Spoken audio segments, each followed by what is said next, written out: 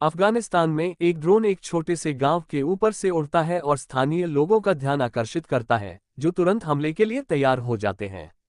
जल्द ही अमेरिकी सैनिकों का एक समूह आता है और शहर को खाली पाता है क्योंकि हर कोई अंदर छिपा हुआ है। टीम आगे बढ़ती रहती है और जब उन्हें एक संदिग्ध व्यक्ति बम के साथ मिलता है तो वे तुरंत उसे घेर लेते हैं और धमकी देते हैं कि अगर उसने अपना हथियार नहीं छोड़ा तो उसे गोली मार दी जाएगी। पहले तो आदमी खतरे को नजरअंदाज करने की कोशिश करता है, लेकिन जब वह देखता है कि सैनिक इसका मतलब निकाल रहे हैं तो वह डर जाता है। एक बंदूक निकालता है जो सैनिकों को कुछ गोलियों से उसे तुरंत मारने के लिए मजबूर करती है। फिर जैक ने कर्नल मेसन को मृत व्यक्ति और बम के बारे में सूचित किया और उसे निष्क्रिय करने की अनुमति मांगी। मेसन ने मना कर दिया, लेकिन जैक ने उसे नजरअंदाज कर दिया और फिर भी उस पर काम किया, सफलतापूर्वक उसे निष्क्रिय कर दिया। उसी समय एक गुप्त दूसरा बम फटा और अधिकांश सैनिक मारे गए। जल्द ही लोग इमारतों से बाहर आते हैं और अमेरिकियों को घेर लेते हैं और गोलीबारी शुरू कर देते हैं और भीषण गोलीबारी शुरू हो जाती है। अमेरिकी सैनिक हर जगह गिर रहे हैं और केवल जैक और मेसन ही जीवित बचे हैं। जैक अपने कर्नल के साथ शामिल होने के लिए दौड़ता है और दुश्मन उसे लगभग गोली मार ही देता है, लेकिन हेलीकॉप्टर के आने से ठीक पहले मेसन उसकी जान बचा लेता है। 5 साल बाद जैक एक नागरिक के रूप में एक नए जीवन से निपटने की पूरी कोशिश कर रहा है। अपने पीटीएसडी के लिए दवा ले रहा हूँ। उसकी नई नौकरी अर्ल के स्वामित्व वाली एक ऑटो दुकान में है, जहां उसे निपटने के लिए अतिरिक्त मेहनत करनी पड़ती है कुछ हकदार ग्राहक। काम के बाद जैक अपने परिवार के साथ समय बिताने के लिए घर जाता है। वह हमेशा अपने बेटे के लिए खुश मूड बनाए रखना सुनिश्चित करते हैं, लेकिन निजी तौर पर चीजें तनावपूर्ण हो जाती हैं जब उनकी पत्नी बताती है कि उनके पास बहुत सारे बिल बकाया हैं। हालांकि जैक ने हमेशा की तरह इसका ख्याल रखने का वादा किया है। जब जैक अपने बेटे को सुलाता है तो वह अपने पुराने दस्ते के बारे में एक तस्वीर और एक कहानी साझा करता है। तथ्य यह है कि जब बच्चे का जन्म हुआ तब मेसन अस्पताल में था। जैक इस बात पर अफसोस जताता है कि उसने मेसन से इतनी देर तक बात नहीं की, और जब बच्चा पूछता है कि क्या उसने कभी किसी को मारा है तो जैक सवाल को टाल देता है। अगले दिन जैक काम पर जाता है और उसे गैंगस्टरों का एक समूह मिलता है जो दावा कर रहा है कि अर्ल पर उनका पैसा बकाया है। जब जैक उन्हें बाहर निकालने की कोशिश करता है तो लीडर फ्रेश अपने लोगों को उसे पीटने के लिए भेजता है, लेकिन जैक आसानी से उन सभी को रिंच से हरा देता है। फ्रेश उसे अपनी बंदूक दिखाकर रोक देता है, फिर वह भविष्य में 2 राउंड का वादा करने के बाद अपने गिरोह के साथ चला जाता है। बाद में जैक अर्ल का सामना करता है, जो कबूल करता है कि वह भी एक गिरोह का हिस्सा था, लेकिन भाग्यशाली था उस जीवन को छोड़ने और कुछ ऐसा बनाने के लिए पर्याप्त है जिसे वह घर कह सके। अर्ल ने वादा किया है कि वह हमेशा अपने ब्लॉक की रक्षा करेगा, इसलिए जैक को उसके बारे में चिंता करने की जरूरत नहीं है। परिवार जैक को ऐसा लगता है जैसे वह अभी भी युद्ध में है और अपनी पत्नी की बात सुनकर अपने परिवार को जांच करने के लिए बुलाता है। कहते हैं कि उसे इसमें शामिल होने के बजाय पुलिस को बुलाना चाहिए था। बाद में शाम को जैक घर जाता है और भागने से पहले अपनी कार में सी फ्रेश को भुगतान का उल्लेख करता है। घबराया हुआ जैक घर के अंदर भागता है और यह जानकर टूट जाता है कि उसका परिवार मर गया है, इसलिए वह चिल्लाता और रोता है क्योंकि वह पूरी तरह से टूट चुका है। कुछ क्षण बाद पुलिस आती है और उससे कुछ सवाल पूछने की कोशिश करती है, लेकिन जैक झपटता है और अपने ट्रक में बैठकर चला जाता है। वह फ्रेश की कार की तलाश में शहर भर में घूमता रहता है, जबकि उसका दिमाग अपनी सबसे सुखद पारिवारिक यादों में घूमता रहता है। अंततः उसे एक नाइट क्लब के बाहर कार मिल जाती है, इसलिए जैक हाथ में बंदूक लेकर अंदर भागता है और बिना किसी हिचकिचाहट के गिरोह के हर एक सदस्य को गोली मारना शुरू कर देता है। जब वह फ्रेश को मारने वाला होता है तो वह आदमी समझाता है कि उसका इरादा जैक के परिवार को मारने का नहीं था, लेकिन उसके पास कोई विकल्प नहीं था। इससे जैक का मन नहीं बदलता और फ्रेश गेट्स को भी गोली मार दी जाती है। 5 महीने बाद जैक अपने अपराध के लिए जेल में सजा काट रहा है और उसका पीटीएसडी और भी बदतर हो गया है क्योंकि वह अपना अधिकांश दिन अपने परिवार को फ्रेश किलिंग की तस्वीरें खींचने में बिताता है। एक दिन जैक मेसन से मिलने पर आश्चर्यचकित हो जाता है, जो मामले को फिर से खोलने में उसकी मदद की पेशकश करता है। हालांकि जैक ने इनकार कर दिया क्योंकि उसे लगता है कि वह वहीं का है और उसने जज से जो कहा था उसे दोहराता है। उसने अपना बदला ले लिया है और अब उसे कोई पछतावा नहीं है। वह ऐसा दोबारा भी करेगा। फिर जैक ने मेसन से कभी वापस न आने के लिए कहा और गार्ड से उसे उसकी कोठरी में वापस ले जाने के लिए कहा। उस रात जैक सेना के साथ अपने दिनों को याद करता रहता है और कैसे मेसन अपनी जान बचाने के बाद सेवानिवृत्त हो गया था। कुछ समय बाद जैक से रैमसे नामक एक अजनबी का दौरा होता है जो उल्लेख करता है कि वह एक निजी टास्क फोर्स चलाता है। हालांकि जैक उसे और कुछ कहने नहीं देता और एक बार फिर गार्ड से उसे वापस ले जाने के लिए कहता है। बाद में शाम को जैक अपने परिवार के बारे में सपना देख रहा था, तभी अचानक नकाबपोश लोगों का एक झुंड उसकी कोठरी में घुस गया और उसका अपहरण करने से पहले उसे बेहोश कर दिया। जब जैक बाद में जागता है तो वह खुद को जेल से बाहर पाता है और उसे पता चलता है कि उसका अपहरणकर्ता रैमसे है, जो कबूल करता है कि वह लंबे समय से जैक को देख रहा है और उसके रिकॉर्ड से प्रभावित है। रैमसे का संगठन, जिसे धारा 8 कहा जाता है, नियमों के अनुसार नहीं चलता है और रैमसे को लगता है कि वे जैक को उसका उद्देश्य वापस दे सकते हैं। अंतिम स्पर्श के रूप में रैमसे का कहना है कि जैक का बेटा उसे एक नायक के रूप में देखना चाहता है, अपराधी के रूप में नहीं, इसलिए जैक अंततः इसमें शामिल होना स्वीकार करता है। बाद में वाशिंगटन डीसी में रैमसे ने जैक को टीम के बाकी सदस्यों से परिचित कराया, एलियास, अजाक्स, ब्रूनर और म्यूएल। फिर वह उसे बैटकेव नामक चीज का भ्रमण कराता है और समझाता है कि उनके पास क्या है। 8 संचालक वाशिंगटन में और 8 दुनिया में कहीं और। उनके आदेश विदेश विभाग और एनएसए से आते हैं, जो हमेशा राष्ट्रीय सुरक्षा के खिलाफ खतरों की देखभाल से संबंधित होते हैं। चूंकि जैक अभी शुरुआत कर रहा है, म्यूएल उस पर नजर रखेगा और वरिष्ठता हासिल करने तक सभी मिशनों में उसके साथ जाएगा। जैक को एक बैंक खाता, शहर में एक अपार्टमेंट, एक वाहन, एक बैकस्टोरी और एक उपनाम भी दिया जाएगा क्योंकि वह दुनिया के लिए मर चुका है। फिर रैमसे को जाना होगा, इसलिए ये टीम पर निर्भर है कि वह जैक को दीक्षा प्रक्रिया से गुजारे। अजाक्स ने उसे उकसाना शुरू कर दिया, उसे इधर उधर धकेला और कुछ मुक्के मारे। जैक लड़ने से इनकार कर देता है और उन सभी से बचने की पूरी कोशिश करता है, लेकिन अजाक्स इतना आक्रामक हो जाता है कि वह जैक को झकझोर देता है। वह अजाक्स को फर्श पर धकेल देता है और लगभग उसकी आंख में पेन से वार कर देता है, लेकिन अचानक उसके दिमाग में अपने परिवार की याद आती है और वह शांत हो जाता है। फिर जैक चला जाता है और निराश अजाक्स बताता है कि जैक ने डर दिखाया है और इसका मतलब है कि वह उनके साथ नहीं है, लेकिन मुलर इससे सहमत नहीं है। कुछ समय बाद जैक और म्यूएल एक विमान पर चढ़ते हैं और जैक के पहले मिशन पर चर्चा करते हैं। लक्ष्य कैस्टिलो नामक एक व्यक्ति है जो एक रक्षा ठेकेदार है और हथियार डीलर के रूप में भी काम करता है। हाल ही में उसने कुछ खतरनाक योजनाएं तैयार की हैं जिन्हें वह रूसियों को बेचेगा, इसलिए जैक का काम योजनाबद्ध योजनाओं को पुनः प्राप्त करना और कैस्टिलो और उसके लोगों को मारना है।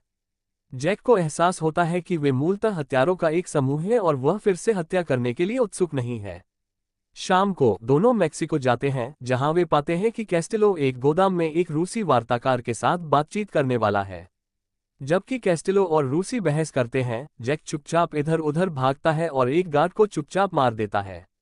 शोर से दोनों गिरोहों को लगता है कि दूसरा उन्हें खड़ा कर रहा है और यह उनके खिलाफ हो जाता है, एक दूसरे के साथ, इसलिए उनका तर्क जल्द ही पूरी गोलीबारी में बदल जाता है। गिरोह के सदस्य एक एक करके मरने लगते हैं और यहां तक कि एक कार में विस्फोट भी कर देते हैं, जिससे अंततः लड़ाई रुक जाती है। फिर जैक बाहर आता है और कार के अंदर देखने से पहले हर जीवित बचे व्यक्ति को मार देता है, जहां 2 बहुत डरी हुई महिलाएं हैं। जैक उन पर ध्यान नहीं देता और जाने से पहले योजनाएं बनाता है। बाद में बेस पर रैमसे ने अपने मिशन की अखंडता से समझौता करने के लिए जैक को डांटा। उन 2 महिलाओं को जीवित छोड़कर जैक ये समझाने की कोशिश करता है कि वे पीड़ित थे और रैमसे पर मानव जीवन की उपेक्षा करने का आरोप लगाते हैं, इसलिए रैमसे ने उसकी बात न मानने पर उसे वापस जेल भेजने की धमकी दी। फिर जैक को बर्खास्त कर दिया गया और म्यूएल ने रैमसे से कहा कि जैक ने अच्छा किया, लेकिन रैमसे अभी भी झिझक रहा है, इसलिए अजाक्स बीच में आता है और बताता है कि रैमसे ने गलती की है। एक बार जब वह अकेला रह जाता है, रैमसे लॉक नाम के किसी व्यक्ति को बुलाता है। नेवादा में अगले दिन भाड़े का सैनिक लॉक एक होटल में घुस जाता है और एक कमरे में प्रवेश करने से पहले कुछ कर्मचारियों को मार डालता है, जहां वह अपने शिकार का सामना करने से पहले महिला को डराता है। वह आदमी जानता है कि रैमसे ने लॉक को भेजा है और वह उसे बड़ी रकम रिश्वत देने की कोशिश करता है, लेकिन लॉक उसे वैसे भी मार देता है। इसके बाद लॉक होटल के कैसीनो से भाग जाता है, लेकिन गार्डों को तुरंत संदेह हो जाता है और वे उसके पीछे चले जाते हैं। लॉक आसानी से पास आने वाले हर गार्ड की पिटाई करता है और चीजों को तोड़ते हुए भागने लगता है, रास्ते में और आने वाले गार्डों को मार गिराना।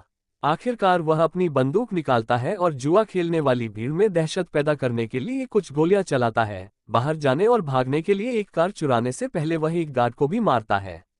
इस बीच जैक नए घर में चला जाता है और अफगानिस्तान में अपने समय की तस्वीरों के एक समूह के साथ एक फ्रेम पाकर चौंक जाता है। यह उन्हें मेसन के साथ हुई बातचीत की याद दिलाता है, जिसके दौरान जैक ने खुद को दोषी ठहराया था, उसे घायल करने के लिए, और मेसन ने उसे सांत्वना देना सुनिश्चित किया। बाद में जैक पब में शराब पी रहा है और म्यूएलर भी उसके साथ शामिल हो जाता है, इसलिए जैक उससे कुछ जानकारी प्राप्त करने की कोशिश करता है। मुलर को रैमसे के बारे में कुछ भी नहीं पता है, लेकिन वह बताती है कि वह रैमसे में रहती थी सेना और एक कमांडर अधिकारी को मुक्का मारा जिसने उसे फटकार लगाई।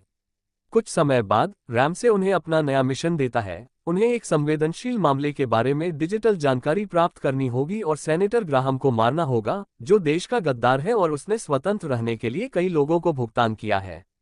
सुरक्षा बहुत सख्त होगी, इसलिए रैमसे ने याद दिलाया हर कोई, विशेषकर जैक, कि उन्हें वापस लड़ना होगा। कुछ घंटों बाद समूह भूस्वामी के वेश में कैलिफोर्निया में ग्राहम के कार्यक्रम में पहुंच जाता है। मुलर सभी गार्डों को मारने के लिए अंदर घुसती है और अंततः सुरक्षा को स्थिति का पता चलता है, इसलिए वे ग्राहम को एक वैन में ले जाते हैं। चिल्लाने के लिए मुड़ता है और जैक मौके का फायदा उठाकर उस पर पेचकस से वार कर देता है। जब अजाक्स फिर से गोली चलाता है तो जैक शरीर को ढाल के रूप में उपयोग करता है और वापस शूटिंग शुरू करने के लिए अपनी बंदूक निकाल लेता है, लेकिन जल्द ही उसकी गोलियां खत्म हो जाती हैं। अजाक्स के पास कुछ बचे हैं, लेकिन उसने जानबूझकर उन्हें बर्बाद कर दिया क्योंकि वह खुद को बेहतर साबित करने के लिए जैक से फिर से आमने सामने लड़ना चाहता है। पुरुष पूरी दुकान में मारपीट का आदान प्रदान करना शुरू कर देते हैं और अजाक्स जैक को चाकू मारने की कोशिश करता है, लेकिन अंत में म्यूएलर द्वारा उसे गोली मार दी जाती है। बाद में जैक अर्ल की जांच करता है, जो ठीक है, और जैक को अपनी कार की चाबियां देता है ताकि वह बच सके क्योंकि पुलिस आ रही है। बाद में कार में म्यूएलर कहती है कि उसने जैक को बचा लिया क्योंकि वह भी सेक्शन 8 छोड़ना चाहती है। जैक को नहीं लगता कि वह उस पर भरोसा कर सकता है और मांग करता है कि जहां भी रैमसे रह रहा है उसे वहां ले जाया जाए। अगले दिन दोनों मोंटाना पहुंचते हैं और रैमसे के केबिन को ढूंढने के लिए जंगल में घुसने की कोशिश करते हैं, लेकिन जब जैक मुड़ता है तो वह अचानक बाहर निकल जाता है। अपने परिवार के बारे में फिर से सपने देखने के बाद जैक रैमसे और म्यूएलर के साथ एक कमरे में एक कुर्सी से बंधा हुआ उठता है, जो जैक के लिए ये जाल बिछाने के लिए रैमसे के लिए काम कर रहा है। रैमसे का कहना है कि उसे एक आश्चर्य हुआ है और जैक मेसन को कमरे में प्रवेश करते देखकर चौंक गया। उसे पता चला कि वह रैमसे के साथ भी काम कर रहा है। संगठन को जैक के कौशल वाले एक एजेंट की आवश्यकता थी, इसलिए मेसन ने उन्हें बताया कि उस तक कैसे पहुंचा जाए। इसका मतलब है कि वे ही उसके परिवार को मारने के लिए फ्रेश को भुगतान करने वाले थे। जैक विश्वास नहीं कर सकता कि मेसन ने उसे धोखा दिया, लेकिन मेसन सिर्फ इतना कहता है कि जैक उसे बर्बाद कर रहा था। कारों और एक बच्चे पर प्रतिभा। बाद में समूह जैक को अकेला छोड़ देता है और मेसन रैमसे और म्यूएलर को वह धनराशि देता है जिस पर वे सहमत हुए थे। रैमसे का कहना है कि उन्हें जैक को मार देना चाहिए क्योंकि वह एक दायित्व है, और मेसन सहमत है, लेकिन वह अंदर देखता है। जब मुलर पैसे गिनता है, मेसन जैक से मिलने जाता है और कबूल करने से पहले उसे मुक्त कर देता है। सच्चाई, उसे डाउन सेक्शन 8 को अंदर से ले जाने के लिए काम पर रखा गया था और अब वह चाहता है जैक उसे काम पूरा करने में मदद करेगा। फिर मेसन जानबूझकर अलार्म बजा देता है और जब 2 गार्ड जांच करने आते हैं तो वे तुरंत उन्हें मार देते हैं। और भी लोग आते रहते हैं और वे दोनों रैमसे को ढूंढने के लिए मॉल में शूटिंग करते हैं। एक और गोलीबारी शुरू हो जाती है क्योंकि गोलियां उनके परिवेश को नष्ट कर देती हैं, और जब रैमसे उन्हें देखता है तो वह म्यूएलर के साथ छिप जाता है और जैक को मेसन से पैसे की पेशकश करता है। जैक ने एक शॉट से इनकार कर दिया, इसलिए इसके बाद रैमसे ने जैक को समझाने की कोशिश की कि यह सब मेसन की गलती है, लेकिन जैक उस पर विश्वास नहीं करता है। जब वे बहस कर रहे होते हैं, म्यूएलर चुपचाप इधर उधर भागता है और जैक को गोली मारने की कोशिश करता है, लेकिन मेसन उसे हटने के लिए कहता है और बदले में गोली ले लेता है, जिससे म्यूएलर नीचे गिर जाता है। जैक अपने दोस्त को देखने के लिए दौड़ता है और राम से पैसे छीनने की कोशिश करता है, लेकिन जैक उसे कुछ शॉट्स से डरा देता है। फिर मेसन जैक को काम खत्म करने के लिए कहता है और मर जाता है। उसी समय म्यूएलर बीच में आता है और जैक को गोली मारने की कोशिश करता है, लेकिन उसके पास बारूद खत्म हो जाता है, इसलिए वे आमने सामने लड़ने लगते हैं। कुछ प्रहारों के आदान प्रदान के बाद मेसन ने जैक के कंधे पर चाकू से वार किया, लेकिन उसने मौके का उपयोग अपना हाथ उसके खिलाफ करने और उसे मारने के लिए किया। बाद में जैक बाहर जाता है और रामसे को एक कार में भागते हुए देखता है, इसलिए वह एक वाहन चुरा लेता है और उसके पीछे चला जाता है। दोनों आदमी पागलों की तरह गाड़ी चलाते हुए गोलियां चलाते हैं और रैम से इतना विचलित हो जाता है कि वह खत्म हो जाता है दुर्घटनाग्रस्त हो जाना। जैक मलबे की ओर चलता है और जब राम से झिझकने के लिए उसका अपमान करता है तो जैक अंततः उसे मार देता है। शाम को पुलिस जैक को जनरल सेवॉय से मिलने के लिए ले आती है, जिसके लिए मेसन काम कर रहा था। सेवॉय जैक को नौकरी और नौकरी देने की पेशकश करता है यदि वह उसकी टीम में शामिल होना स्वीकार कर लेता है, लेकिन जैक ने यह कहते हुए इस प्रस्ताव को अस्वीकार कर दिया कि उसके पास लड़ने के लिए कुछ भी नहीं है। किसी भी स्थिति में सेवॉय उसे वैसे भी अपना कार्ड दे देता है। बाद में जैक घर लौटता है और पाता है कि लॉक उसका इंतजार कर रहा है क्योंकि वह अभी भी ऐसा करना चाहता है, अपनी प्रतिष्ठा की मांग के अनुसार अपना काम पूरा करे। जल्द ही आमने सामने की लड़ाई शुरू हो जाती है और दोनों व्यक्ति हमला करने के लिए कमरे में किसी भी वस्तु या फर्नीचर का उपयोग करते हुए अपने अद्भुत युद्ध कौशल दिखाते हैं। जब लड़ाई रसोई तक पहुंच जाती है तो दोनों चाकू पकड़ लेते हैं और एक दूसरे को तब तक मारते रहते हैं जब तक लॉक जैक को फर्श पर नहीं गिरा देता। इससे जैक को अपनी बंदूक पुनः प्राप्त करने और अंततः लॉक को मारने की अनुमति मिलती है। अगली सुबह जैक अर्ल को एक आवाज संदेश भेजता है, उसे हर चीज के लिए धन्यवाद देता है और घोषणा करता है वह जा रहा है। इस बीच जैक बस ले रहा है और देखता है कि एक माँ अपने बेटे के साथ मधुर पल बिता रही है। अपने परिवार की यादें उसके मन में फिर से उमड़ आती हैं और जैक सेवॉय को उसका प्रस्ताव स्वीकार करने के लिए कहता है और कहता है कि उसके पास कुछ है जिसके लिए वह लड़ना चाहता है। सेवॉय तुरंत धारा 9 में उसका स्वागत करता है।